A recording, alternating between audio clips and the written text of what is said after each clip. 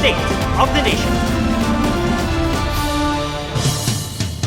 Sa eksklusibong panayam ng GMA Integrated News, inamin ni DILG Secretary John Vic Remulla na tinanong siya ni Pangulong Marcos kaugnay ng ginawang rigodon ni dating PNP Chief Nicolas Torre III na hindi pinayagan ng NAPOLCOM. Ang kanya raw rekomendasyon na uwi sa pagkakasibak ni Torre. Sa kabila nito, wala raw silang hidwaan ni Torre. May report si Marizo Mali. Sir, wala po kayong sama ng loob? Wala po kayong sama ng loob? Look at me straight in the eye. Do I look like somebody who is bitter? Yan ang mabilis na sagot ni General Nicolas Torre III nang tanungin kung may hinanakit siya kay Pangulong Marcos na nag-alis sa kanya bilang PNP chief. Do you think it was unfair, sir? Kung ano po yung nangyari? Wala nga akong sama ng loob. And I'm a good soldier. Kung may order, I just follow it. Nasa kamera si Torre ngayong araw para batiin ang nagbe-birthday na si ML Party List Representative Laila De Lima. Humingi muna ng panahon si Torre bago maglabas ng opisyal na pahayag. So many things were said in the past days by other people. Pakinggan nyo na muna sila. I'm still composing my thoughts and I'll be making a statement in due time.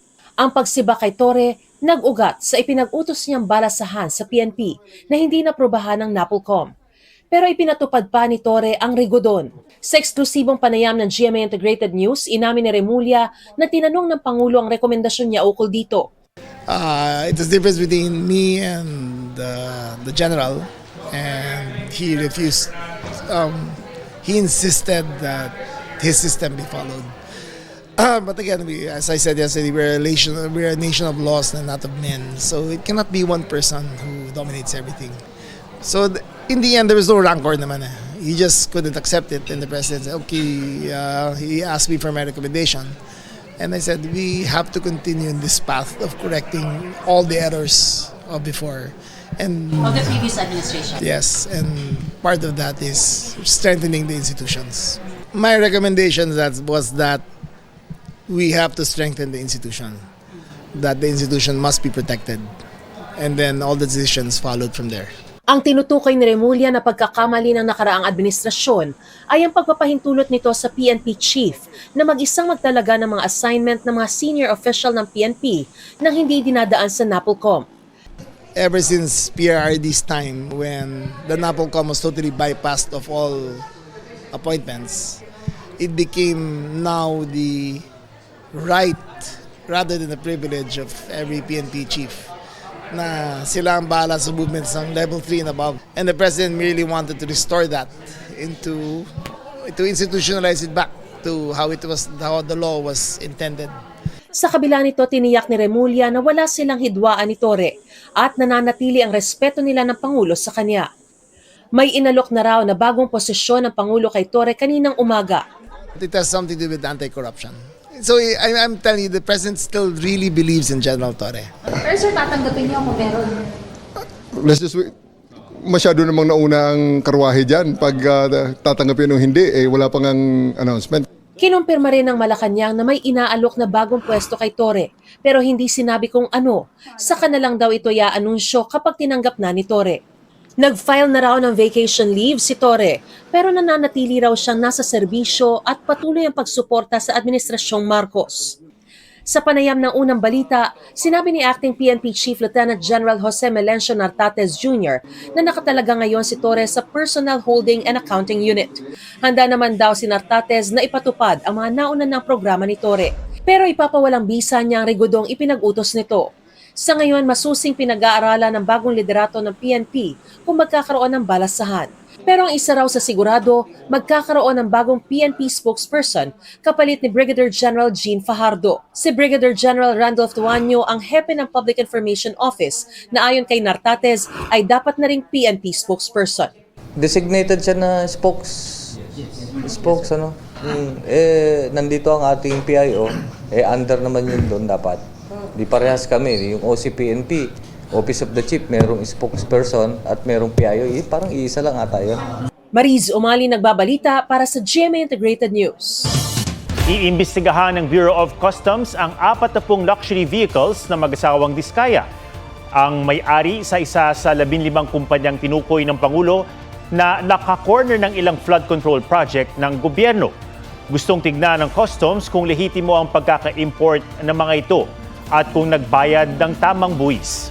Ang problema, ayon kay Customs Commissioner Ariel Nepomuceno, hindi sila basta-bastang nakakagamit ng letter of authority na kailangan pag may i-inspectioning warehouse o commercial establishment. Nasa bahay kasi ng mga diskaya ang mga luxury vehicle. Sinusubukan pa namin kunin ang panig ng mga isawang diskaya pero di pa sila sumasagot sa aming text at tawag. Plano ng MMDA na maglagay ng mga cistern o imbaka ng tubig sa ilalim ng ilang bahagi ng Metro Manila gaya sa UST at Camp Aguinaldo bilang pangontra sa baha. Ang disenyo ng mga yan silipin sa report ni Joseph Morong. Ito ang makasaysayang Tawila Cisterns. 15th century BC pa lamang ginagamit na itong pangontrabaha sa Aden, Yemen bago ang nagtigil operasyon. Kaya nito mag-imbak ng hanggang 25 million gallons ng tubig ulan bago ilabas sa dagat. Nakapagsusupply din daw ito ng tubig noon sa mga residente lalo na kapag tagtuyot. Tulad ng Tawila Cisterns, panlaban din sa baha ang cistern o imbaka ng tubig sa ilalim ng Bonifacio Global City sa Taguig. Plano ngayon ng MMDA na magpagawa rin ng cistern sa iba pang bahagi ng Metro Manila. Ang isa balak itayo sa grounds ng University of Santo Tomas sa Maynila. Hanggang 10 metro ang planong lalim nito at kayang mag-imbak ng tubig na kayang pumuno sa 30 Olympic-sized swimming pool. Sobra-sobra raw yan sa volume ng baha sa bahagi ng UST at Espanya. Kung hindi tagulan, pwede rin itong gawing parking ng hanggang 400 sasakyan. Hinihintay na lamang ang sagot ng University Board ng UST matapos ang pulong nila kanina ng Manila LGU. Kami po yung magme-maintain at mag-ooperate noong catchment na yon to ensure na wala pong basura, hindi po pamamahayan ng lamok. At ganoon din po, dahil po ito ay heritage or conservation site, i-assure po namin ang UST na ibabalik po namin yung kanilang field. Kung hindi man sa dati ay sa mas maganda pong state. Bukod sa UST, plano ring itayo sa ilalim ng Camp Aguinaldo Golf Course ang cistern kung saan kasya ang lampas 12 Olympic-sized swimming pool ng tubig. Doon padadaluyin ang tubig sa EDSA. Pagtigil ng ulan, ilalabas ang tubig sa Makiling Creek. Magtatayo rin ang mga cistern sa Raha Sulaiman Park at Liwasang Bonifacio sa Maynila at Ninoy Aquino Wildlife Park sa Quezon City. Nakikita po namin sa ibang bansa, lalo na sa mga urban cities, na ito na po yung talagang pinapanlaban nila. Singapore, Hong Kong, Japan, rain catchment na po. Kapag nasimulan na ang mga proyektong ito, pwedeng makita ang kanilang status sa DIME o Digital Information for Monitoring and Evaluation website ng Department of Budget and Management. Doon din pwedeng i-monitor ang iba pang infrastructure projects. Lahat ng makikita nyo sa General Appropriations Act, nandoon yan. Hindi guni-guni yung nakalagay dapat sa General Appropriations Act natin. Tingin naman ng architect at urban planner si Felino June Palafox Jr. kailangan na rin i-decongest ang Metro Manila. Lalo't karamihan ay nakatira raw sa mga bahaing lugar. We should create 100 use days, ideally, preferably outside Metro Manila. We should create more job opportunities in the provinces. Joseph Morong, nagbabalita para sa GMA Integrated News. Kritikal ang isang engineer matapos pagbabarilin ng riding in tandem sa Santa Catalina, Negros Oriental. Base sa investigasyon, bibisitahin sana ng biktima ang kanilang quarry site sa barangay San Francisco ng tambangan ng mga suspect. Nagtamo ng 4 na tama ng bala ang biktimang isa umanong contractor. Inaalam pa kung contractor siya sa Santa Catalina o sa ibang lugar. Meron ng persons of interest ang pulisya. Ano ba yung benefits kapag nagpagawa kayo sa akin, which is inabot nyo yung 5,000 for chapter 1 to 3? Hindi na bago ang mga nag-aalok ng serbisyo gaya ng paggawa ng thesis. Gaya ng viral video na ito kung saan isang babae ang gagawa raw ng thesis mo sa halagang 5,000 pesos. Ang problema, But, ito yung pinaka-the best na makukuha mo. Kasi i-compare ko natin ChatGPT Plus na ginamit ko from chapter 1 to chapter 3. tama ang dinig mo, Artificial Intelligence o AI ang gagawa ng thesis mo. Marami na raw talagang ganyan ngayon ayon sa high school and college teacher na si Jelani. Sa 13 taon daw niyang pagtuturo, alam niya kung nandadaya ang estudyante, mas lalo na kung gumagamit ng AI. Yung mga bata, ginagamit na nila ito pagsasagot ng module and activities. Even exam actually. Ginagawa na nila to kapag online yung kanilang exam. At kapag nahuli, Hinihimay natin yung laman or content ng kanyang sagot. Hayaan mo yung bata na i-explain niya yung kanyang sagot in his or her own words. Tapos doon, mapagbabangga mo na parang, teka lang, parang hindi tugma. Kasi doon sa pinasa niya, gumamit siya ng mga highfalutin words. Samantalang doon sa personal, hindi niya mabanggit yung mga words na yon. may tools naman daw na pwedeng gamitin para malaman kung gawa ng AI ang schoolworks. Pinakita sa amin yan ni Jelani gamit ang Google Classroom. May feature si Google Classroom ng check plagiarism for the originality. Doon sa gilid, lalabas na yung check plagiarism originality. Kapag sinecheck na siya, so may pictures dito sa baba na lalabas kung saang website nila kinuha. Tapos, i-highlights din niya. Ayan, for example, ayan, 11 plug passages. 50% daw ng gawa ng bata, plagiarized o gawa ng AI. May ibang website rin kung saan pwedeng i-check ang gawa ng mga estudyante.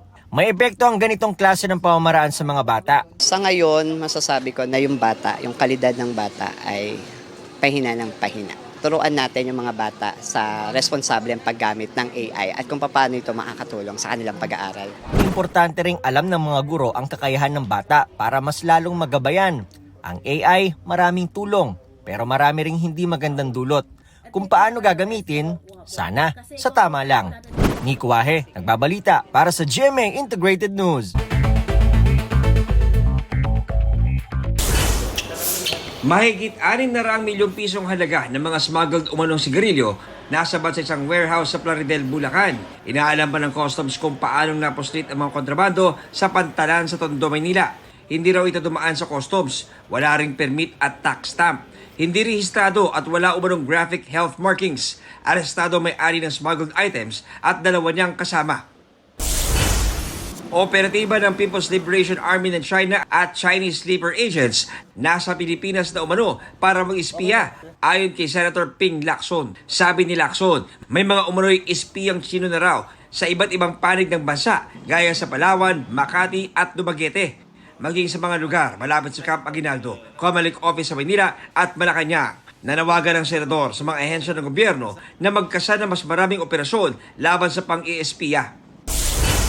Isa sa 3 estudyante na nabagsakan ng tipak ng semento mula sa condominium sa Quezon City noong August 12, pumanaw na. Isinasapinal na raw ng LGU at ng Quezon City Police District ang kasong kriminal at administratibo laban sa mga pinaniniwalaang responsable sa pangyayari. Para mapanatag ang mga mamimili, DTI naglalagay na ng trust mark sa mga produkto sa bansa. Yan ay para maiwasan ang bentahan ng substandard products sa merkado, lalo na sa online shops. John Consulta, nagbabalita para sa GMA Integrated News. Patuloy pa rin ang pag-ulan sa ilang lugar sa bansa dahil sa bagyo o sa bagong LPA at habagat.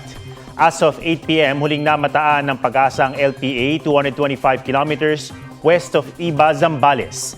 Mataas ang tsansa nitong maging bagyo sa mga susunod na oras pero posible ring lumabas ng PAR bukas. Kung sa loob ng PAR ito magiging bagyo, papangalanan nitong bagyong Jacinto. Sa ngayon, ramdam na rin ang epekto ng trough o extension ng LPA sa ilang bahagi ng Luzon. Hinahatak din ng LPA ang habagat na magdadala ng pag-ulan sa iba pang panig ng bansa. Nakakuha ng parangal sa 5th Cinebata Awards ang Squad Game episode ng Day Kayo ng Lola Ko. Wagi sa professional fiction age group 8 to 12 years old ang naturang episode na tungkol sa halaga ng pakikinig at group effort. Ilalaban ang winning episode sa Southeast Asia Video Festival for Children na gaganapin sa Thailand sa Nobyembre. Pasok naman bilang finalist sa Children Video Makers 12 years old and under ang Sparkle Kids na sina Jordan Lim, Aljon Banayra, Erica Laude at Jordan Baldonido.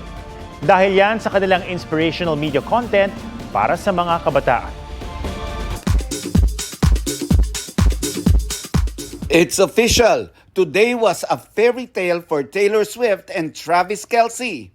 Nag-yes na kasi si Tay-Tay sa mala-enchanted garden proposal ng kanyang American football player boyfriend. Sinaksihan ng buong mundo ang kanilang love story na nagsimula sa so high school moments hanggang sa pag-abot ng expensive-looking diamond ring. In less than 24 hours, more than 28 million likes na ang post ng pop star na may caption na "Your English teacher and your gym teacher are getting married." Inulan niya ng pagbati from their loved ones. Sa isa namang interview, nireveal ng daddy ni Travis na 2 weeks ago nang mag-propose ang football player. Simula na ang shooting ni David Licauco at Jillian Ward na first time magkakasama sa Never Say Die. It's always nice to work with a new actress na makakasama mo sa eksena kasi syempre wala lang, para lang matest mo rin yung pagiging actor mo. Diba? And I see that, Jillian is also passionate in acting. Excited ako na matuto from them. Palaban ako for the show. Alam ko na lahat sila mga athlete po sila. Ako po first time ko, pero talaga bibigay ko po yung best ko. On break naman muna ang ilang sparkle artists. #Face Your Fear ang peg ni Annalyn Baro nang magparagliding sa Switzerland.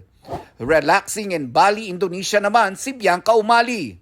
Magkasama namang mag-travel sa Montreal, Canada sina Gabby Garcia at Khalil Ramos. Nelson Canlas nagbabalita para sa GMA Integrated News.